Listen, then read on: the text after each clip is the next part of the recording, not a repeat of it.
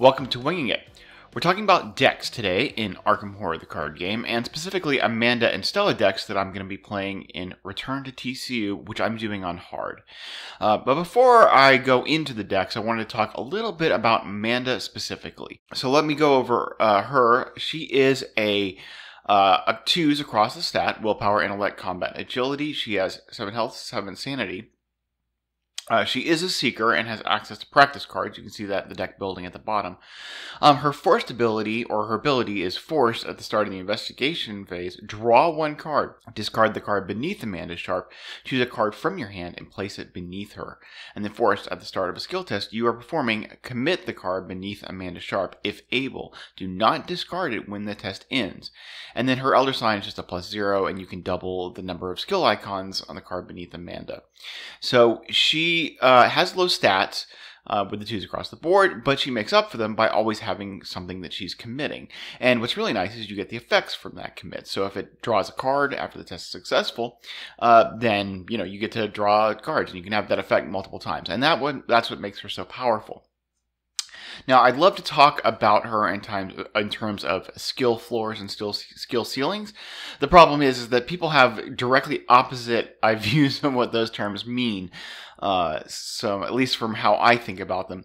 So I will just say that I think she is an investigator that can be hard to get functioning well, to get just like a deck that actually works. And that's because of her low stats. If you get into a situation where you really don't have a good card to put under her, or you're running out of cards, or you just don't have an option to deal with what's in front of you, you can be shut down for a whole turn. And I've definitely seen Amanda decks kind of fall flat on their face doing that.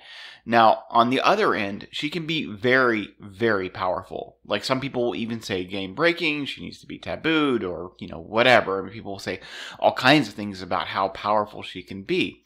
But what's interesting about her is that the gap between a functional deck and a very powerful deck is very small. Once you figure out how to get her to work at all, it's not too hard to figure out how to make her very powerful. And I think it's because of her ability, and it's because of what her shortcomings are. And her biggest threat in the game is running out of cards. If you don't have a handful of cards, then you don't have necessarily the commits you need to get above, to get to, acceptable values. You may not even have the right icons available to be able to do the thing you need to do this round. If you need to fight this round, you don't have any combat icons, you're done. Or if you need to evade, you don't have evade icons. As a seeker, she has a lot of intellect icons available. But you still have to have, if she's at a 2 and you put a perception under her, she's still only investigating at a 4. You need ways to boost that intellect. So the answer to the question for her is going to be card draw. Now, she has naturally twice as much card draw as anybody else in the game because she gets, an extra card draw at the beginning of the round. But if you're you're always putting a card under her every round, and then if you commit even 1 card, you're using that card that you drew, and you're going to go net negative if you do more than that. And she does have to commit multiple cards per round. So the answer is you need to have lots of draw in her deck, and drawing in a card game turns out is very good. With the small deck sizes in Arkham, 30 cards or 33 cards when you add weaknesses and such, cycling becomes something that you can do, which means, hey, you need to get back to your deductions, your shortcuts, your powerful cards. If you spend 5 XP on a card, you can get to it pretty quickly and multiple times.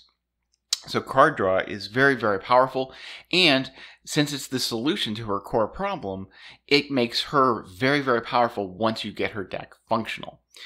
So what's interesting to me is that, like most investigators, I feel like when I find something that works for them, I feel like they're solved. And I actually don't deviate much from a solved investigator until there's something that really shakes up things for me. Like, the Blessing decks for Yorick had me playing Yorick in a totally different way that I loved, and that was cool.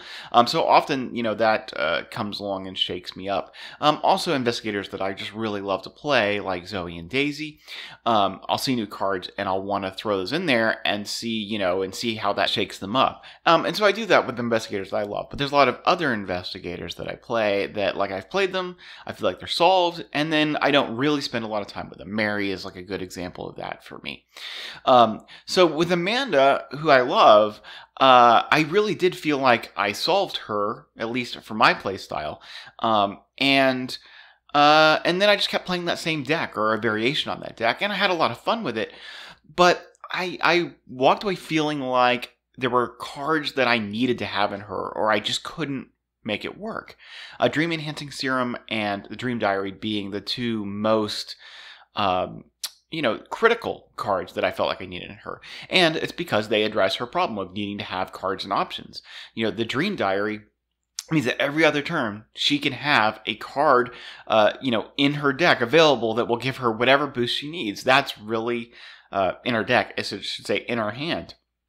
And so that's really powerful. And the Dream Enhancing Serum, gives her, extra card draw. So I really couldn't envision playing a Amanda deck without those cards in it. And yet, there are drawbacks to those cards. The Dream Diary eats up a hand slot. You got to take an action to put it down. You've got to solve it. And then the Dream Enhancing Serum really puts some big imposition on your deck. First of all, to get 2 of them down is 6 resources and 2 actions, and that's not nothing. In a character like Amanda, who really, values her actions, she wants to be taking tests during those actions. And also, it forces you to run 2 of as many things as you can. And when you're playing, you have to be conscious of, I don't really want to use this card now because I want to draw its duplicate and get the card draw out of it later on. So there's a lot of restrictions that the Dream Enhancing Serum puts on you. So I wanted to see, how could I solve this problem? How could I play Amanda having the tools I need, the boosts I need, the cards I need available without running Dream Enhancing Serum or the Dream Diary? And so when my 4-player group played Edge of the Earth, I tried out an Amanda deck. Now, it's not exactly this deck for a couple of different reasons. But you'll notice that in this deck, there is no Dream Enhancing Serum, there is no Dream Diary. Now, I'll say right up front that this deck does take a little bit longer to get online, to get it really, to where I've solved the problem, than the original deck I had with Dream Enhancing Serum and the Dream Diary.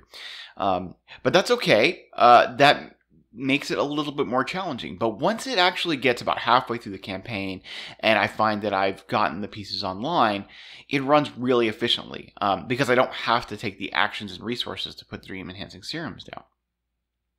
So the main idea behind this deck is going to be that I'm going to take Archaic Glyphs and I am going to upgrade it into Markings of Isis. And Markings of Isis, we can actually just go, look at that card real quick. It's actually Archaic Glyphs. Markings of Isis is the subname for that. But this, as an action, spend 1 charge, investigate. If you succeed, you may put an asset with a printed cost of X or lower into play in your hand. X is the amount you succeed by. Now, this is, I think, a undervalued card. Because people really like the other Archaic Glyphs, especially the one, I think it's the Guiding Stones that lets you... Is it the Guiding Stones that lets you get the, multiple clues? It gives you clue acceleration for what you succeed by. But what I like about Markings of Isis is that it rewards you for doing something you're already doing, which is investigating. You do get the clue, by the way, when you do this. This investigation isn't a replacement effect. So you get the clue and you get to put an item into play. Which means that while you're just doing what you do, which is investigating, you can just put assets into play. And that's really powerful. And unlike Unearth the Ancients, you're not restricted to seeker assets. You can put whatever asset you want. So getting Archaic Glyphs down, 2 resources, an action to put it down, you're going to now get potentially 3 different assets into play while you're going. And that's really good value because if Amanda puts, her perception under her and wants to get the boost, she's going to be able to investigate, draw cards, and put an item into play. So that's really good. It means that we don't have to take that time to put our lab assistant down. We can just put our lab assistant down, draw the cards, and, just keep going, doing what we're doing. So back to Amanda. Obviously, we have to solve the base level archaic list, which I'll talk about in a second. But I also have an enraptured in here. This means that if I could put it under her and load the markings of Isis up with charges, but also just once per round you can put it on there. It's not like I have a ton of assets, but I don't want to stop and play them, and so the idea is I do want to recur these lab assistants and just keep while I'm just doing my investigating. Oh yeah, hey, I'll just throw down a lab assistant, grab some more cards, and then keep going. And then if I kill them off, no big deal.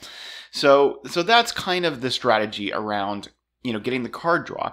And like I said, it's going to be about halfway through the campaign because I have some other needs to make sure she can basically function as well.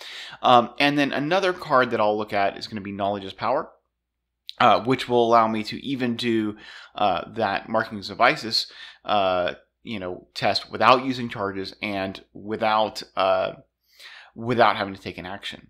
So, that's really good. And it gets you another investigate while you're going. Now, you could say, well, I just think, if you were using the other version that gets all the clues, then, you wouldn't need it's okay to stop and take an action. But the thing is that I want the card draw more than I want the clues. Stella, Amanda can get clues. If you're drawing through your deck, you're going to get those deductions back, and you're going to get clues. So I feel like the other version, it's a great card, but it's solving a problem I don't have. Wanting to not spend time playing assets and getting card draw, those are the problems that I want to solve with Amanda. So that's how this deck functions. Now, there are other things that are also part of this deck that aren't necessarily directly related to, solving that problem. And that is, like, I want to lean hard into Michael Lee, who I will be getting later on. He's going to get a very combat and intellect boost. Is great for being flexible. That's part of this deck, and it's going to be an early upgrade. I can't do the Markings of Isis right away because I really need her to have that combat and intellect boost, her ability to get the combat compression out of what he gives. She'll easily be able to put the evidence on him so that he can give her that extra damage when she lands her hits. So that's going to be a little bit more of a priority. But I did want to talk about, the long-term, how I solved the Amanda problem, which is, getting cards in your hand.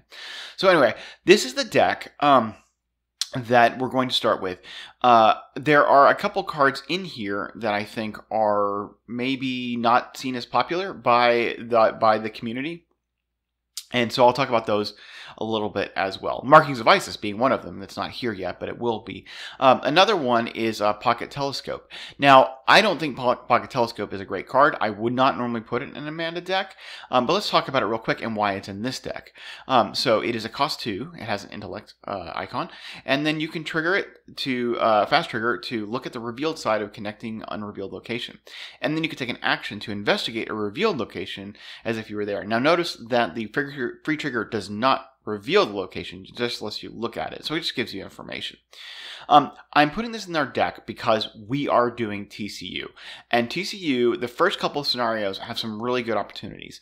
Like the first scenario, the witching hour, where you can't go in front of the other locations in front of other investigators, they are still connected. So you can still use this telescope to investigate them. There's value there. In the secret name, you can investigate the central area in the middle of the map and put other locations into play and move to them without having to even go back to the central area. So it lets you skip a lot of move actions.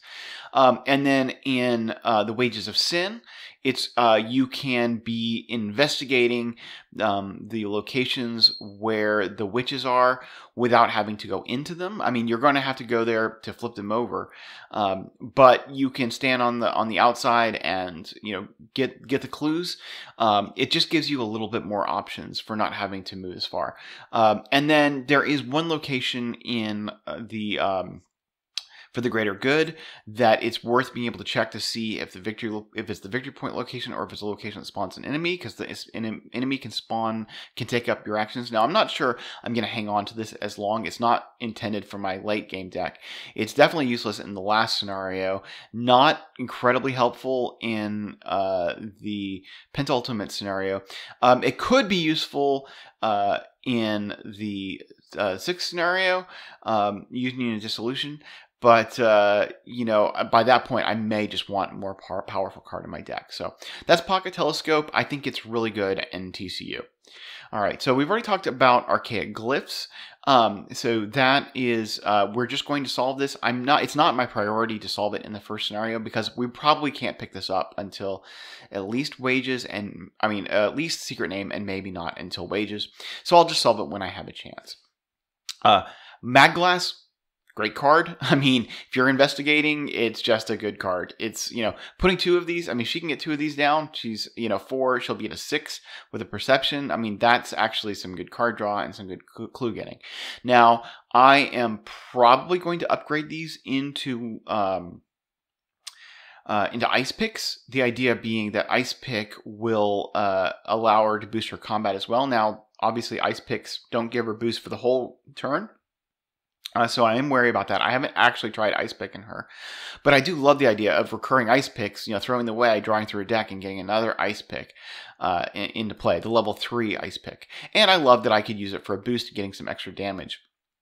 Given that this is intended to be a flex deck where I'm going to be able to do some fighting, the Ice Pick does seem like a very attractive option. Now, Grizzly Totem, I think this is absolutely fantastic and essential in Amanda. I'm putting it in the deck with in the thick of it.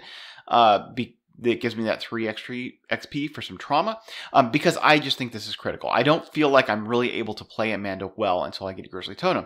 Now, other people think I'm crazy. A lot of other people are like, Grizzly Totem and Amanda? I don't get it. And I'm like, I don't understand why you don't get it. I just think it's awesome. She's going to be committing cards, and this lets you add an icon and then draw a card if you're successful. Like, that's just 2 things. I want her to be able to boost her skills and make them better, and I want to be able to draw cards. I just think it's fantastic. I may be wrong. I don't know, but I love it. I think it's important in her. I always run a 1-off in her because I think she can draw into it. I don't think having 2 is really that great. So I just kind of suffer until I get it, and then I get it out and go, and, you know, hit the gas and go. So I think 1-of is fine, and I just don't want to take the action and the resources to play a second copy. Now, Laboratory Assistant, another card I think is just super mandatory in Amanda, the way I play her. You know, it gives her a soak, increases her hand size, which she wants for holding all of those cards, and draws 2 cards. I mean, that's great. And the idea, ultimately, as I mentioned, is going to be to use Markings of Ice, just throw down a lab assistant while I'm investigating, and, you know, draw some more cards. So our weakness here is the tower, which is actually kind of gross, right? I mean, it just totally shuts Amanda down, and I'm not really happy with this, but, you know, it is what it is. It's cost 4. You can't commit skill cards to test while a tower is in your hand. If it's in your opening hand, you have to keep it. Now, I guess I'll say that once this is down, it's going to be great. And, you know, I mean, it's just down. You don't have to draw it anymore. But if you don't plan around being able to deal with it, it's just going to totally shut her down. She won't be able to, you know, commit cards to test. Now, I guess you could actually put this under her, but, you know, then you're just sitting it around with 2/2/2s and you haven't dealt with it. So that's kind of weird. But anyway, I think as long as I play around it, it's going to be okay, and it'll certainly be interesting. Now, one thing I will say is that I drew this after I had set up my deck, so I don't have a lot of economy in this deck because I'm running so asset light. So this will be a potential problem that I just have to be really careful that I have enough resources so that as soon as I draw it, I can just get it down and not be just shut down. So I'm taking in the thick of it. As I mentioned, you just you shuffle a trauma. I'm taking a physical and a mental, and then you get 3 experience, and that's what I'm doing to get the Grizzly Totem into her deck. All right, I've got a plan. This is, you know, obviously a really good Seeker card event for attack. It uses intellect, and you get +1 damage for the attack for each clue you have, max 3 damage. It costs 3. I'm not going to keep this deck in my deck long term. I wanted it so I have some fighting options in the first scenario, but I'll be replacing this with Michael Lee. And then eventually I'll take Michael Lee with his Great Soak and Miskatonic Archaeology funding to take the Lab Assistants and Michael Lee, and then use Lee for Soak and fighting and stuff. So my first upgrade, assuming we can get 5 XP, is going to be to upgrade this I've Got a Plan into Michael Lee. And then that's really a core piece of my deck. So I have one cracked case because I'm just running so light on assets, and I didn't know I had the tower. I just took one economy card. This is play after an investigator discovers the last remaining clue at your location, and then investigators at that location gain a total of X resources distributed as you, which X is that location's shroud value. Really good card. I really like it in Amanda because once she's set up, she doesn't need resources. It's easy to hand them off. But this will be ultimately upgraded into the leadership, the level 2 leadership, which, she can put under her to get resources she can hand off to other people. It's the more, it kind of functions the same way, but doing more of like what Amanda naturally does, which is play skills. So we got her Obscure Sketties. This is her, it's an event, and it is her signature card. It has 3 wild icons. Fast play, it's per deck only. Fast play when you initiate a skill test. You return the card beneath Amanda to your hand and place Obscure Studies beneath her. So this is a good way to deal with her weakness. You can replace it with this. You can get back a deduction or a perception that's been doing work for you and play it next round. So it's good. Shortcut. It's fast. Play only during your turn. Choose an investigator location. Move that investigator to a connecting location. This is if you can cycle your deck fast enough, you can just be playing one of these every turn and get the free moves. Really good, fast and free. Yeah, it's just a great card. Curiosity. So this is a card that I'm putting in specifically because of TCU, because I don't have a lot of willpower options. And this is, so while you have 4 or more cards in hand, it gains willpower and intellect. If you have 7 or more cards, it gains 2 of those. So it can become up to 3 willpower and intellect icons. I won't leave this in my deck for forever. The faster I cycle, the less I will need this, because I'll have other, options available. But I think it's really good in the first scenario when I need to clear some willpower treacheries. Deduction, obviously, just a really great card. That you commit it. If the test is successful, we'll investigate and discover 1 additional clue at that location. I mean, great card. You put it under her, you can just soak up clues. We'll definitely want to be upgrading this so we get the 2 icons. Enraptured, if this skill test is successful during an investigation, place 1 charge on a secret or an asset you control. So this is entirely in here to power Markings of Isis. So it won't be really that useful in the first couple of scenarios, but that's what it's there for. Eureka, if this skill test is successful, the investigator performing this test searches the top 3 cards of his or her deck for a card, draws it, and shuffles his or her deck. Yeah, you can put this under her, get lots of draw. Or you can commit it to test, get lots of draw. Good card. All right, Overpower, classic, max 1 committed per test. If this test is successful, draw 1 card. You can put this under her when she's doing combat. This is, a fighting option. And Amanda doesn't actually mind taking multiple combat, 1 damage hits, because, of course, she can get card draw out of it. So, that's not so terrible. But when she has Michael Lee, she can use this to get a 2 damage hit in. And, of course, you can combine it with Vicious Blows. So this is, kind of her fighting option. Perception, the same thing, except with intellect. I mean, I don't know what else there is to say about this. It's great. Put it under her, draw lots of cards. We'll be upgrading this as soon as we can. Upgraded Perception is amazing in Amanda and really just addresses drawing lots and lots of cards. Promise of Power, 4 icons. After you commit it, add 1 curse token to the Chaos bag. If you cannot, take 2 horror instead. So I actually don't like to put this under her because I don't like filling up the bag with curses, but this is great protection against encounter, or if there's just like a really must-pass skill, it's just awesome. Unexpected Courage, 2 wild icons. I mean, it's a classic. I don't take this in a lot of decks, but I do take it in Amanda. She needs the flexibility and, an Unexpected Courage to be able to just do what needs to be done. It's a great card. Vicious Blow. This is deduction for combat. If it's successful during attack, that attack deals 1 damage. I do think she wants the upgraded Vicious Blow quickly so that she can more reliably put this under her and get, in that case, she's not trying to get the +2 damage, but being able to fight at a 4 where you are hitting for 2 damage, I mean, that's really, really strong. And so if you want her to be flexible, I think you need that. This deck, early on, I played with Time-Worn Brands in my deck, or a Time-Worn Brand, and I found that just upgrading Vicious Blow and cycling it fast does the work you need, and you don't really need the Time-Worn Brand unless you were really going into like a boss fight. Finally, her weakness, Whispers from the Deep.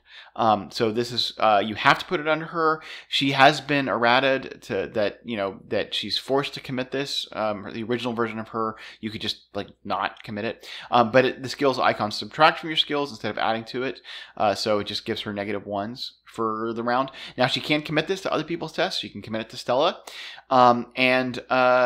Yeah, she can commit it to her own test if she draws it before, the beginning of the round. But if she draws at the beginning of the round and she has it in her hand, she's going to have to, put it under her. So one thing I guess I should say is that you'll notice there's no practice makes perfect in this deck, which is like, I guess some people might even consider it like a second signature for her because she does get access to practice and it's really good. I like Practice Makes Perfect a lot. I dislike it on Hard and Expert. I mean, I do sometimes play it in Hard and Expert, but I've actually found that when you're playing Practice Makes Perfect, you really want to try and pass the test. You want to be up by the amount you have to be up in order to ensure that you passed it, and that means that you're piling a lot into it. That's not so hard to do at Standard, but on Hard and Expert, I feel like it's just not worth it. And using Practice Makes Perfect, grabbing your deduction, and then spending a resource on it, and then failing the test because you didn't go up enough, feels really, really, really bad. And so I'm not saying I never run it in Amanda on Hard or on Expert, but I definitely think twice about it. Now, I know there are players better than me who just think it's a broken card and it's just the best card and you have to put it in every deck, and they make it work and they play on Expert and stuff. So by no means am I considering to me would I want anybody to come away from this video thinking, oh my gosh, well, you just shouldn't play Practice Makes Perfect on Hard or Expert. I just find either it's my play style or it's my lack of skill or it's something else. I don't know. I find just it doesn't work for me. I find I'm overcommitting to my test when I have Practice Makes Perfect at harder levels, and I just don't think it's worth it. So I am just going to go with adding lots of draw.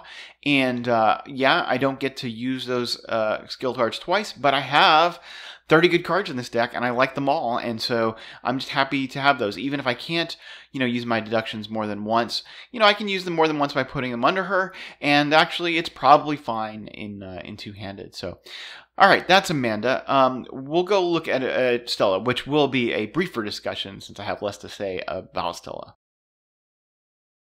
Okay, so here's Stella, and I'll just say I don't have like a ton of experience with Stella. I've played her through a few campaigns.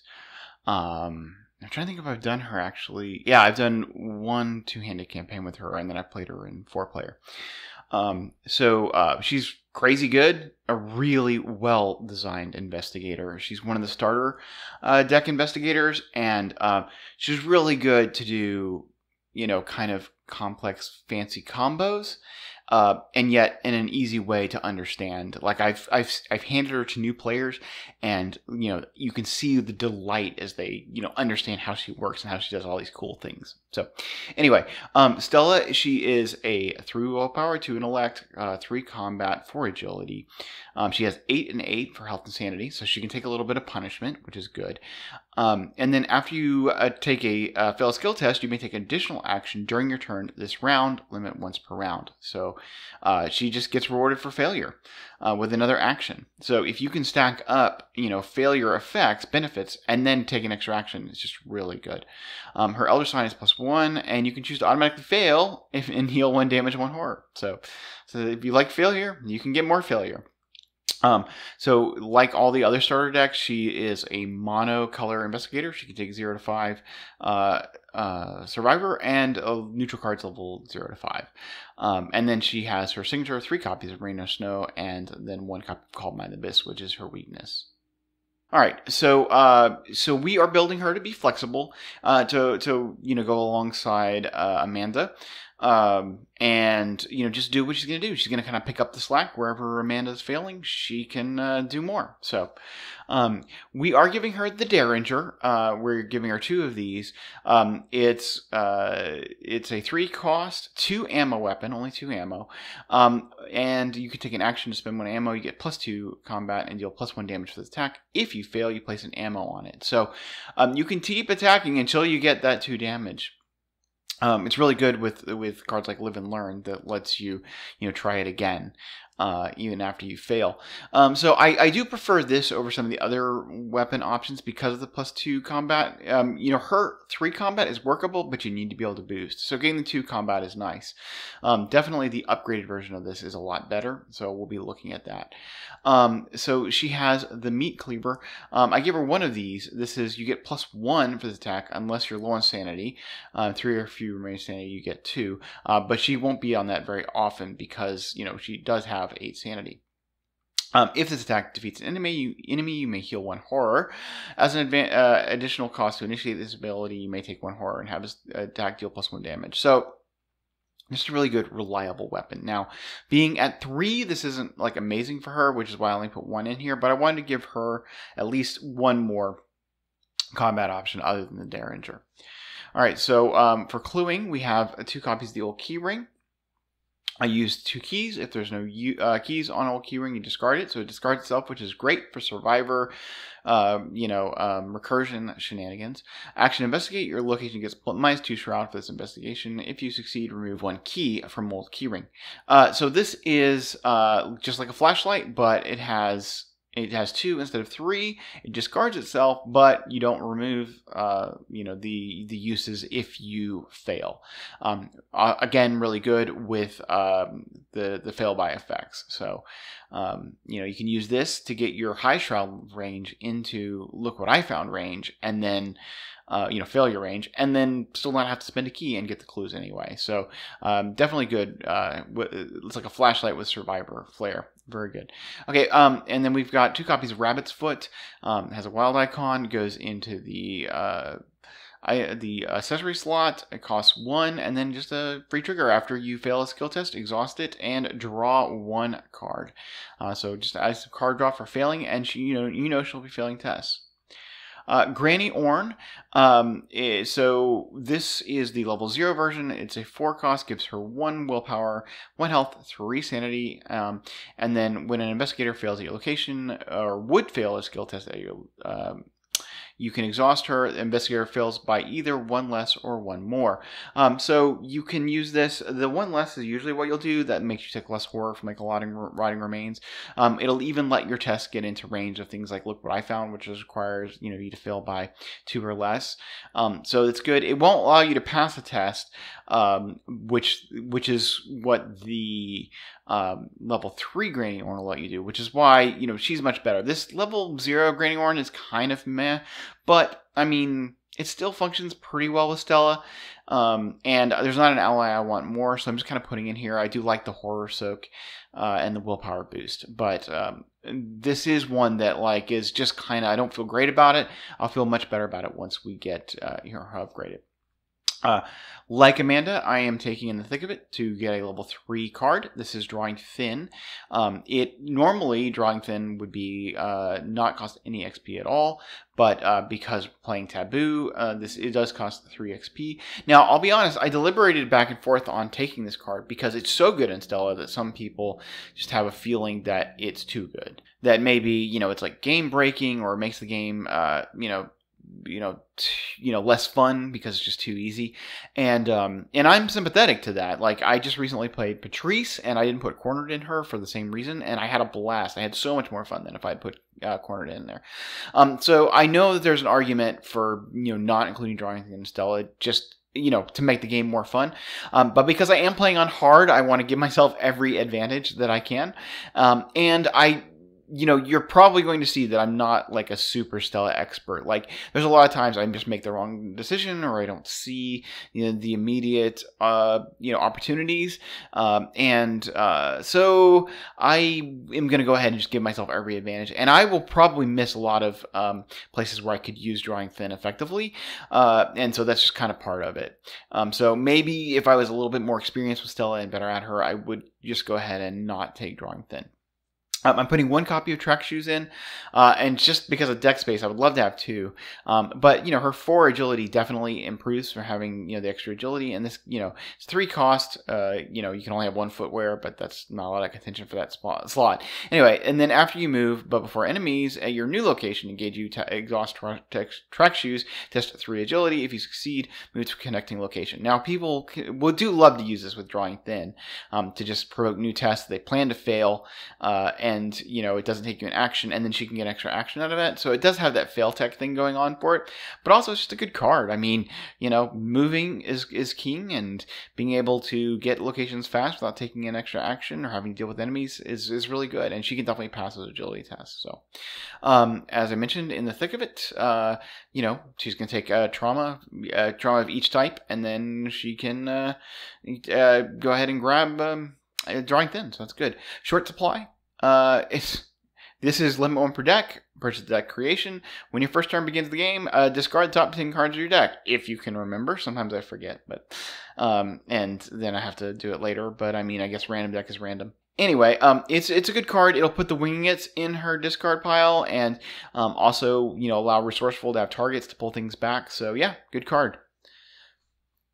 We have Look What I Found. It's a classic. 2 elect icons, cost 2. It's an event. Fast play after you fail a skill by 2 or less. While investigating, you can discover 2 clues at your location. So this is that classic card where people try to fail and they get mad that they succeeded. But I've always seen this card as like a good mitigating failure card. Like, even if I only get 1 clue out of it, I'm not that upset. So when I pass and I actually just get the clue, I'm usually pretty happy. Now with Stella, a lot of times you're going to want to fail, because she gives you other, benefits, or especially if you've like committed to take heart or whatever, but still good. And of course you can, live and learn after you failed and got the clues, and then you can, you can actually pass the investigate to, get a cool 3, a good 3 clues in 1 action. So, it's a good card. Live and learn. Fast play after a skill test you fail ends after resolving all the effects of the fail test, and then you try it again and you get +2 skill value for this test. So fantastic card for a fail style, because again, you can reap all the benefits of failing and then actually succeed the test. So really good. It has a lot of synergy with Look What I Found, and the old keyring and some other things. So all right, anyway, we have Lucky. Some people don't like this card in Stella. I just think it's a good card. I guess because people really like to focus on the fail effects, and so Lucky is about actually mitigating the failed test to actually pass it. But I think it's still really good. This is cost 1, fast play when you fail a skill test, get +2 to your skill value for that test. So you can pass tests that you were going to fail, and once you undercommit to tests, and I just think it lets you keep your cards in your hand until you actually need them. And so you don't necessarily need to commit a card that you didn't want to commit, because you could lucky out of the test, and it lets you just ride on that edge. And it can also be used to get her into range to Look What I Found. Like if she fails by 3, she can play Lucky and then get into the range and be able to play Look What I Found. So yeah, I think it's a good card. There's Winging It. So it's nice they named this card after my channel. I really appreciate that. It's a real vote of confidence from FFG. But yeah, anyway, really good card. It's cost 1. You may play it from your discard pile, and if you do, you shuffle it into your deck after resolving an effects. It just reduces the shroud by 1, and then if you play it from your discard pile, you get 2 additional clues. Or 1 additional clue, 2 clues total. So this is the card that you would actually prefer to be in your discard pile. And of course, getting it there is a trick, because it doesn't have any icons to commit. So Short Supply can get it there, and of course, just playing it can get it there. But it's a really good card. Definitely good for clue acceleration. Guts. Yeah, I mean, 2 willpower, draw if you're successful. Really good card. She's going to have 3 willpower, 4 willpower with Granny Orange. She can pass willpower tests, and there are a lot of willpower treacheries in TCU. We have 1 copy of Manual Dexterity. I wanted to, but I just decided, I had to cut somewhere, and it's, I don't think Agility is going to come up as much. She obviously has the 4 Agility she can lean into. It'll be 5 with the track shoes. Now, there are some Agility tests in Return to TCU, so I may regret only having 1 copy, but yeah, I mean, obviously this is a good card. If you ever need to test Agility, that, draws your card, you get 2 Agility icons. So I may regret it, but I mean, she also has other ways to mitigate, from the encounter deck.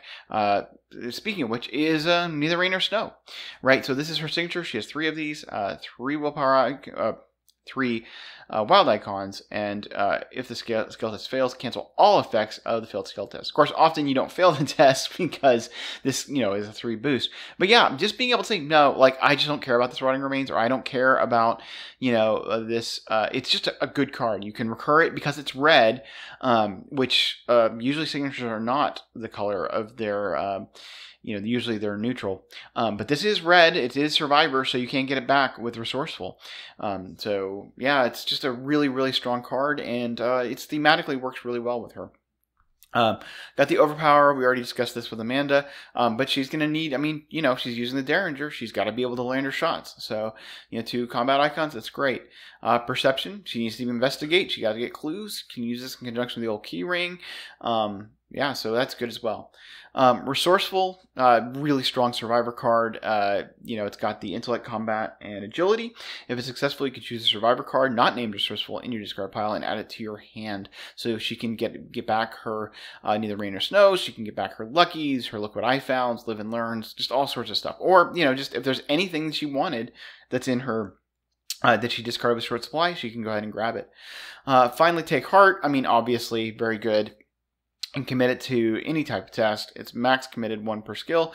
And if it fails, the performing investigator draws 2 cards and gains 2 resources. She'll definitely be able to fail lots of tests because that's what, her thing is. And just being able to actually draw 2 cards and get 2 resources when you do it, really, really strong. So her signature weakness is Called by the Mist. Put into your threat area after you initiate a skill test with a difficulty of 4 or higher, you take 1 damage. And then take 2 actions to discard Called by the Mist. So, this one, it's pretty mild. But the double action ones, in two-handed can be, a bit of a drain on your actions. It's a lot. And, there will be tests. She's going to have to deal with difficulty 4 tests. And that's tests, whether she chooses to take them or they're imposed by, the encounter deck. And of course, there's some anti-synergy here with, drawing thin, making tests harder. So, it's a weakness. She can deal with it. It's really not too hard because she's got, that 8 health, but it's not nothing. Finally, Through the Gates. Always an adventure with Through the Gates. A lot of players really dislike this. I actually, in generally, am pretty warm to this because I think it's interesting. It's an interesting treachery. It can create some interesting situations or decisions, and I like that. But it does really feel bad when it, hits a key card of your deck. So anyway, this is Revelation. Draw the top card of your deck. If it is not a weakness, remove that card from the game. Then search your deck and discard pile in hand on all player areas for each other copy of that card you own and remove them from the game as well. I had this in my last campaign. I don't know why I had this in 2 campaigns back to back. Arkham cards, you're doing me wrong. But anyway, this hit Mind's Eye and Patrice, which was like my whole, I'm just gonna use my willpower to pass, tests, and it just felt so bad to see all 3 of those cards just go away. But by and large, I haven't had too much of a difficult problem with this, and while I do hate cards in this game that may let you not play your deck, for some reason I'm okay with Through the Gates because I don't know, I feel like it's in your deck and you can start evolving around it, and it will definitely affect how I level up my decks. But I may change my tune if I have a really bad experience with it in this campaign, and you know, and then just say, no, this is a terrible card. Stop. I hate it. But anyway, for right now, I'm optimistic that I'll have fun with Through the Gates in this deck. So anyway, that is Stella and Amanda. We are going to go play Return to TCU on hard. I hope you guys will join me for that and see that video. I hope to see you next time on Winging It.